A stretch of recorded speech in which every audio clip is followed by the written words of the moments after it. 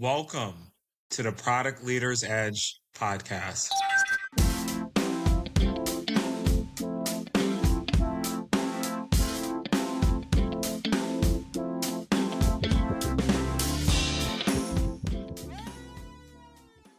Welcome back to the Product Leaders Edge podcast. I'm your host, KJ Green. I am a product leader, entrepreneur, and lover of all things technology.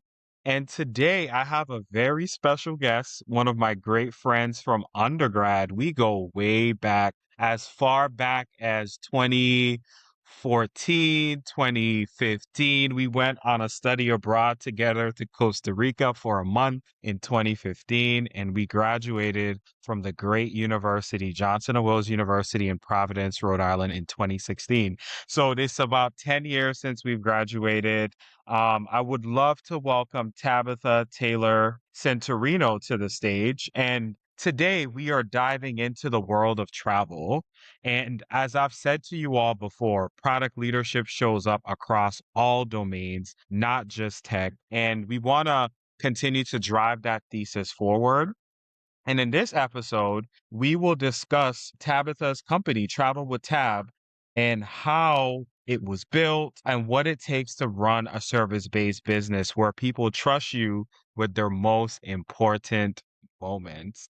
So Tabetha would love to welcome you to the stage. Please introduce yourself to the audience. Yeah, thank you so much for having me, Karan. You said my name well. I'm Tabetha Taylor-Cintorino, proud founder of Travel with Tab, established in 2023. So we're going on year 3, and it's really exciting. Yeah, that's so awesome. I loved how you stepped out in faith and started your own business. And, I would love if you could tell me, like, who was Tabetha before Travel with Tab? So I was a young girl with a dream. It really starts there. I really wanted to travel the world and see different things and meet different people, but I didn't have the money to do it. So I knew if I Okay. studied hard and I did really well, I could go away to school, just like how we met. So that's where my passion started, and it lasted years. And to be able to have the opportunity to go to school, I said, I don't want to waste this. I want to make sure I do everything with it. It's been 10 years now. I've worked for top global companies such as Flight Center and Collect Travel, doing corporate leisure and different items for those companies. So it's been about 10 years, and a couple years ago I decided I wanted to do it for myself. I'd learned so much and I wanted to give back with all that knowledge that I have and be able to share it with others in a different way. Awesome. Awesome. And what would you say, what experiences shape how you approach like travel and like event planning? How, like, what made you like passionate in that space? The experiences themselves, post graduation, I had a great opportunity to travel around the world. A big part, I spent a lot of time in Europe. And one of the things I really enjoyed was staying in a small village in Germany for a couple weeks. And I helped out travelers get to the play, see around town, logistic things. And it was a great experience. Things like that, being immersive in the destination, getting to know the people that live there, and to see more than just what's in the tourist destinations, what actual life is like in these places. And that really inspired me to want to share that with others, because there's only so much time that we have to travel. We really can't always see all of the world. Some people can. They're really lucky. But I think it's important for people to be educated on what's out there so they can have those experiences for themselves. It makes sense. And why do you think it's important for tourists to see destinations outside of like the touristy areas of a destination? It will change who you are in a good way.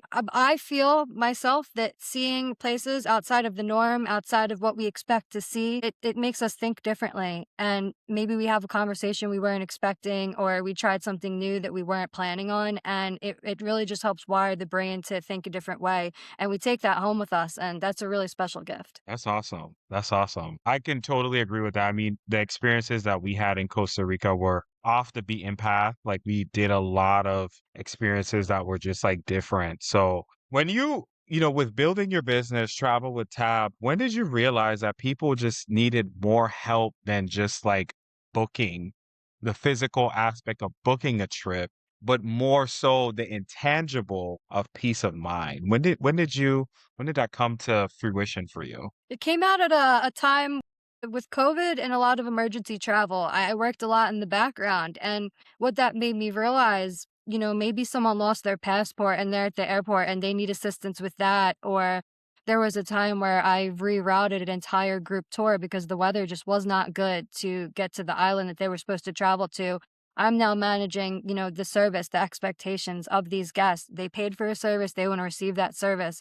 So, still being able to manage those expectations, maybe even exceed that, those were really inspiring moments for me. And something that could be so ugly, especially with travel being very difficult during COVID and what came out of that, I was very happy to help individuals and taking that into everyday life.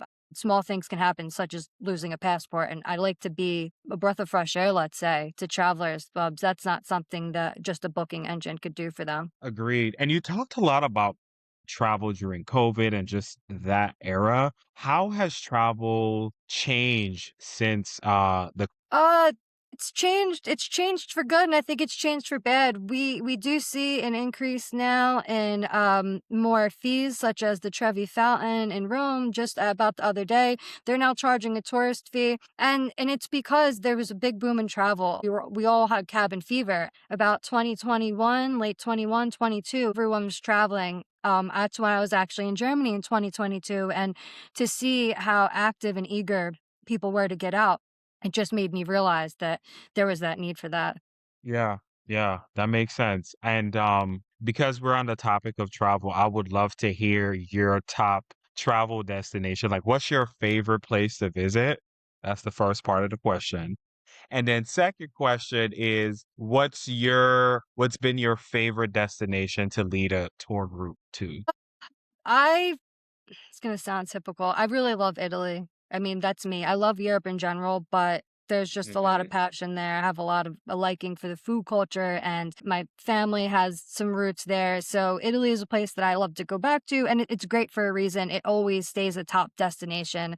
And there's a lot to see. It's really a large country. It has everything, mountains, beach. So there's so much there. I really love Italy. My favorite destination, I love it. It was actually the first place I went to was Ecuador. It was one of the most beautiful places that I've ever laid my eyes on, to be up in the clouds and, to stay on a volcano, and the sense of community that they have there. I absolutely loved Ecuador, and that's a place that lives rent free in my mind for sure. Wow, wow. Do you take frequent trips to Ecuador these No, days? I mean, I wish it'd be great. The real truth of being a expert like myself is I actually send travelers out more than I go myself. I have some trips planned, but I don't Yeah. get to travel as often now as I used to. And how was that transition for you, being the one who was on the ground, leading the trips to now like curating from the background? Well, I maybe just did a small amount of leading trips.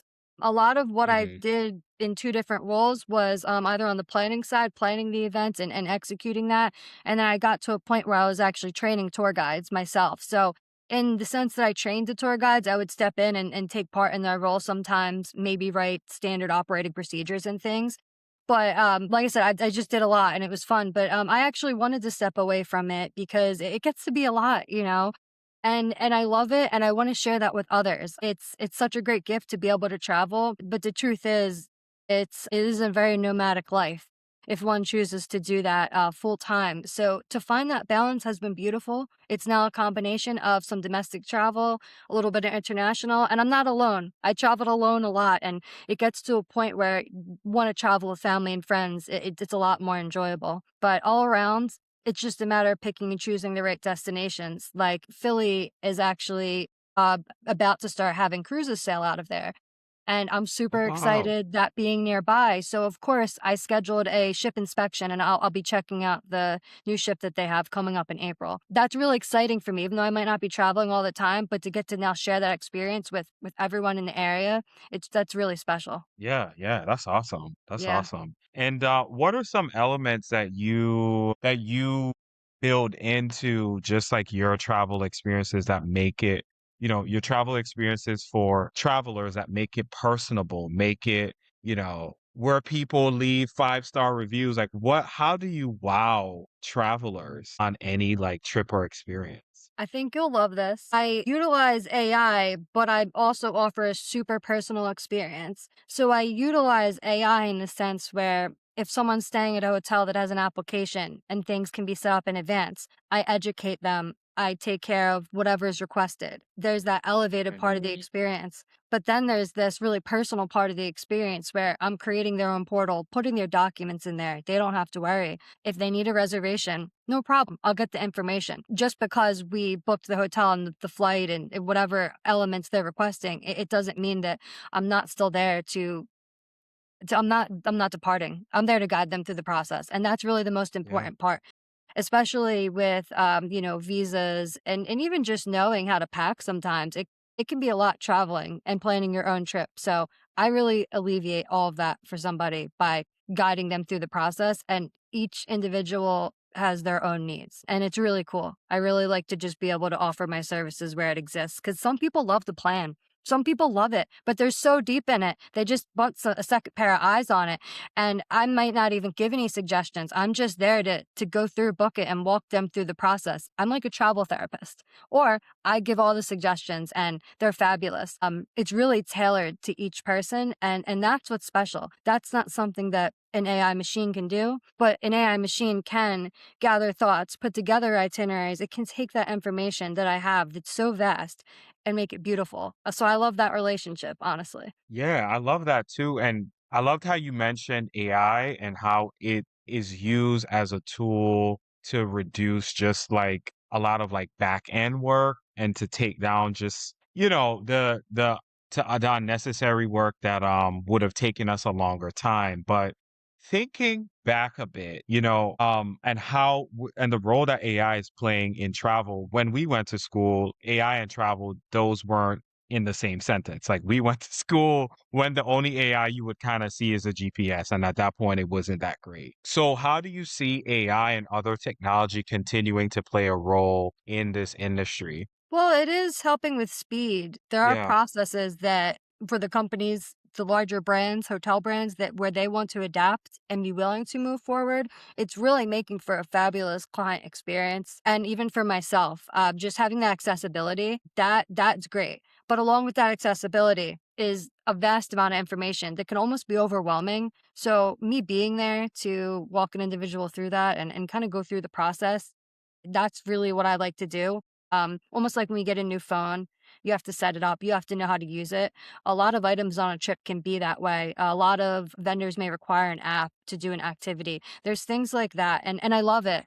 And I'm there to help move it forward. So I love the brands that invest in technology, and then I invest in them because all around it just makes for a really great experience. That's awesome. That's so awesome. And you mentioned being in business for 3 years at this point. You started in 2023. So what did starting travel with Tab actually look like in the beginning?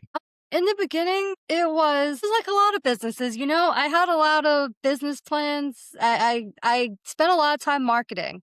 That's really like Yeah. any business, but the way I did that was in-person marketing. Really important to join the local business chamber because being a business owner, especially primarily solo, while I do have support team, a lot I do execute myself, it's good to get out and connect with others. And it is very grounding. So the local chamber is great just for the networking, but for that piece of it as well. And getting out, going to conferences, and then marketing online. That is a lot in the beginning, and then always going back to the drawing board. I had papers on top of papers, and always, a realigning because a big part of it is there's always a realignment. It's never stale. Even today, what I'm thinking about today is not the same way I should necessarily operate tomorrow. There's always a tweak, and it actually really ties into technology. It's keeping up with the way that we actually are as a society. How are people traveling now? It's much different than how they traveled before, and it really goes alongside technology. Yeah, yeah, that makes sense. That makes a lot of sense. I guess like what would you say was one of the most challenging aspects of starting your own business? For me, it might sound kind of silly, but I actually when I was doing my marketing and posting online, and I made a really great local connection, and I had a lot of support from my community. But what I didn't realize until someone actually had said to me a few months in, you just booked the Jersey Shore, right? And I said, no, I mean, of course I'll tell anyone about the Jersey Shore, but I book Europe, I book Costa Rica, United States, I book all over. And I wondered why they said that to me. And I looked at my Instagram profile, which I believe really serves like a Google profile almost. People look at it and they say, that's what that business is about or that person's about. And I just looked like all I was wanting to talk about was the Jersey Shore. And I didn't even mean for that. And to me, I thought, wow, what the heck, you know? And I had to go in and change the way I shared my product information to present the product correctly. And I think that happens with a lot of business. My product alignment was not visually correct. And it was because I was frustrated with myself, but I had to then realign and there it is. It's good. Check it out. I really actually love the way my social shares and educates with the community now, but it just wasn't right. And that I found to be really difficult actually in the beginning was getting my online presence correct. I'm so glad that you brought that up because I think a lot of people discredit that. Like people like new business owners, content creators always just kind of think, hey, I could just post, but there has to be a strategy behind of that. And I love that you took the market feedback in real time and made changes. You know, folks were thinking you were just a Jersey Shore travel agent, but no, you actually book worldwide. So I'm glad that you made those necessary adjustments. And how did you do that? How did you tweak, Jersey content, if you will, to more like global content? A part was I do have to give credit. I was a marketing manager for a local company for about 2 years, so it did give me that hat. When I put that hat on, I just readjusted how I wore the hat. Mhm. I just I really just wanted to see what do people want to see. I don't want to bore anybody, and I don't want anyone to feel they have to always be on social to see what's going on with travel with Tab. It just really came down to who I was and what I wanted them to know, and back to the basics. You know, where have I traveled to? What do I want people to know? What's going to make their life easier? Are there any new updates coming out? And I never want it to be overwhelming, but just enough to know that I'm there. So that's the approach that I like to take. It's not, this over mass post. It's more a thoughtful method that I use. That makes sense. That makes sense. And what's your biggest like social media engine? Is it Instagram is where you get most of your like inquiries directly from? It's interesting. What I've noticed is a lot of people tend to just use one platform, so it comes from different platforms. It is quite frustrating. I have LinkedIn, I have Instagram, Facebook, and Substack, and everyone communicates on all four. There is no specific demographic or maybe something that's driving that. It's whichever one we felt comfortable to, I believe. And that's where I'm seeing the traffic come from, equally from all four, which I find to be really interesting as well. And to mention Substack too, something that we both use, I find it that's in the past year boomed. A ton of people are using it and getting a lot more organic traffic from people that I don't know on Substack versus Instagram and Facebook's more people that I know. And LinkedIn is always just I haven't figured that one out yet, honestly. Yeah, yeah. The LinkedIn algorithm like changes every month it seems. Yeah, that that, that makes sense. And I love Substack too. I think Substack, this isn't an ad. Telling that to the audience, but I love Substack. I think it's one of those platforms that's still organic that hasn't been, I don't know, taken over by a crazy algorithm.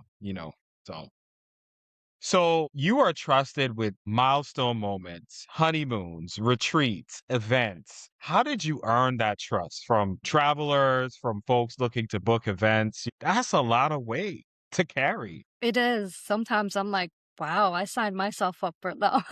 No, I love it. It's really, it is. It's a lot of weight, especially honeymoons. I love honeymoons. I really do. It's fantastic. Baby moons, even. I mean, they're all these really great milestone trips, and they all mean so much to that person. I earned that. I mean, my experience, of course, I've traveled to 13 countries. I say it just so gracefully because I'm so grateful. I never thought I could say that in my lifetime, and I'm proud. But all of that experience, immersing myself in 13 countries, and then having on the ground experience too. Not too long ago, I worked with an ex NFL player and also a past Survivor television show winner, and that was through an event channel, and it was really cool. All of these things I thought, wow, little me would have never thought I would do that. So I've earned it because that's pretty dang cool, you know? Hey, no, that's cool. That's cool. That is so cool. I really do miss the travel and hospitality industry just for the simple fact of the people that you meet. You meet people from all over the world, famous people, people on reality TV. It's a good space to be in. So this is a two-part question. So what does a successful client experience look like to you? And how do you handle situations where things may not go as planned?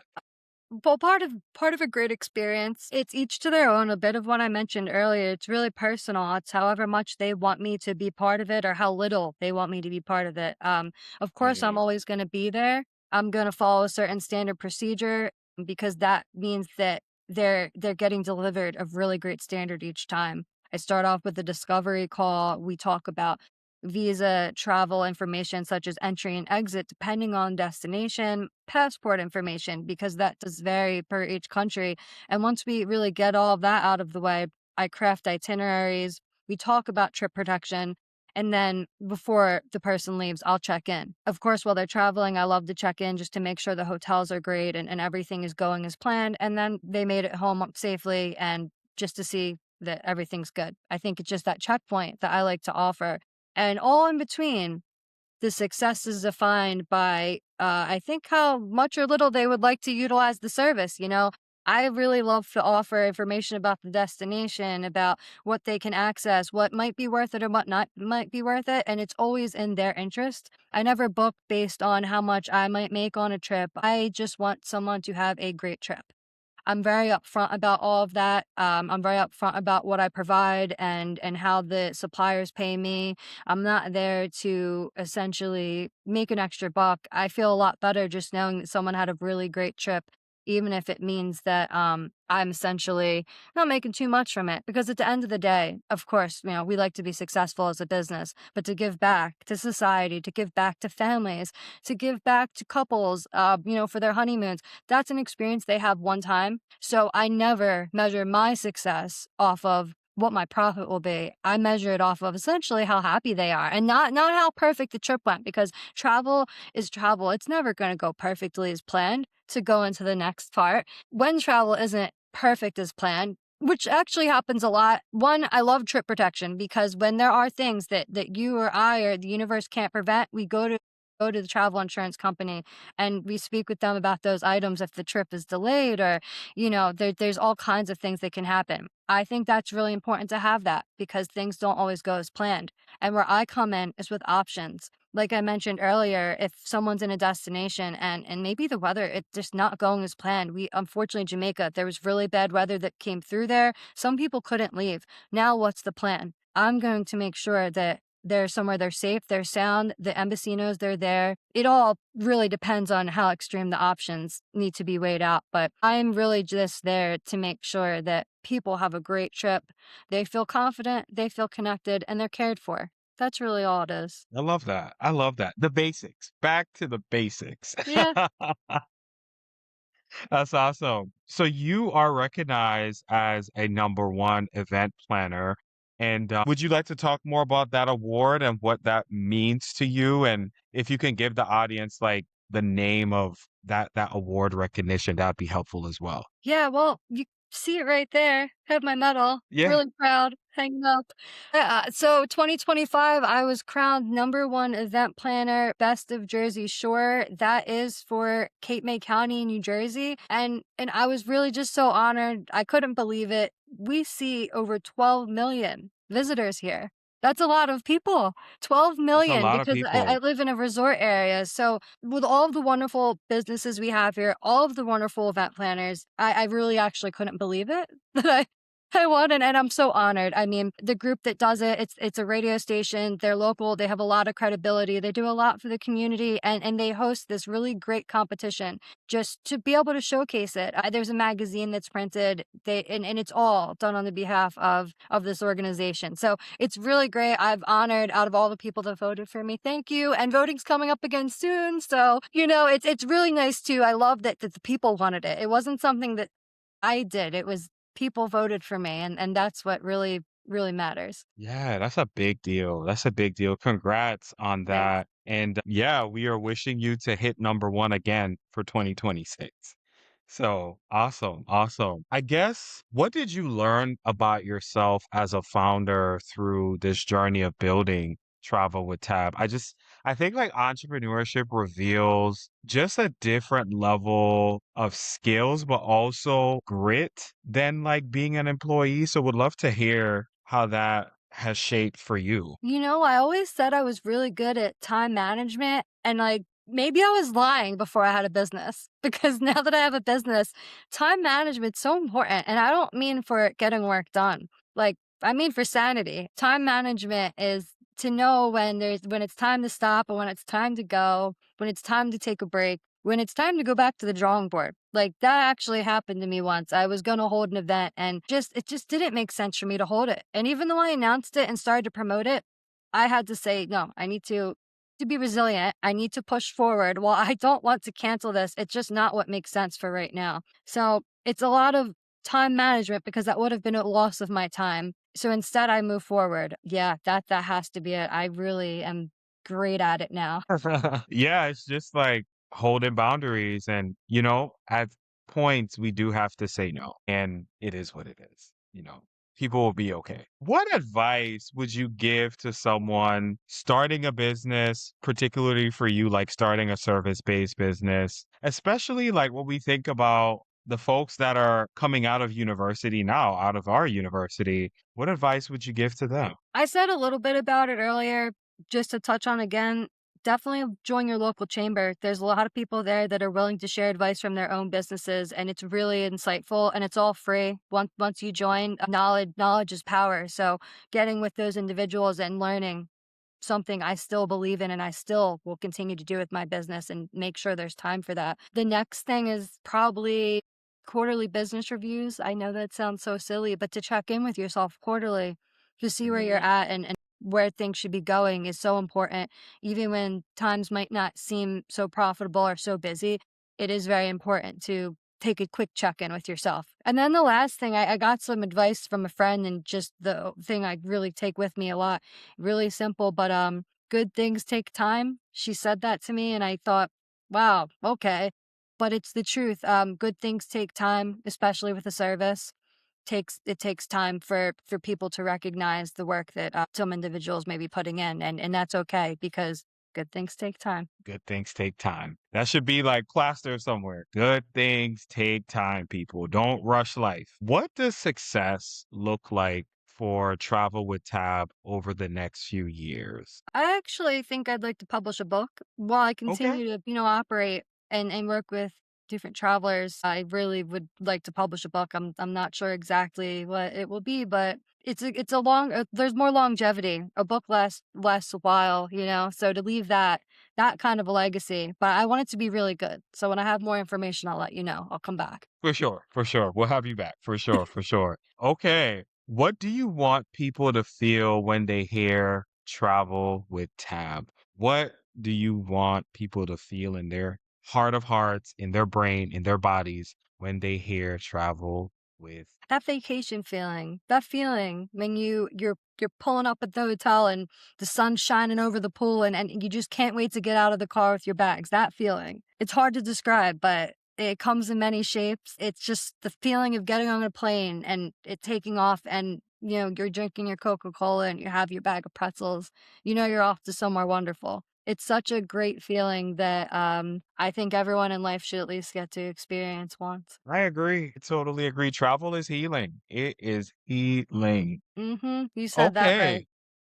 Yeah, yeah. So we will transition to a game, pack it or pass it. So I will just list a few quick like travel habits or scenarios, and you tell me whether it's a pack it or pass it and why. Okay. So this is a favorite one of a lot of people, and I'm not personally a fan of these, but like a last minute red eye flight. Thoughts on that? I'll pass it. I'll pass it. Yeah. Yeah, that doesn't sound great. Uncomfortable. No. No, so I'm gonna be in, like, the middle seat next to, like, someone that's just not mindful probably. Yeah, yeah. Okay, we know a lot of folks are victims of this, and I can't say that I am one because I always check my bags. I always check my bags. I never have like a huge overpacked carry-on, but overpacked carry-ons. Thoughts on that? Okay, you know what? We'll pack it. If we're going to Australia, we gotta pack it. For sure. For sure. Group trips with no itinerary. Well, I'm gonna have to pass. If there is an itinerary, absolutely, but absolutely not. Yeah, yeah. And then this one, I feel like booking flights before hotels. Like, is there a particular order? Like, should people be mindful of like the order of that? Pack it. It's mine, be mindful. Depends on where you're going, but for the most part, it's all right. Yeah. Okay. So this one, I feel like post-COVID, this is the energy that a lot of people have like when traveling.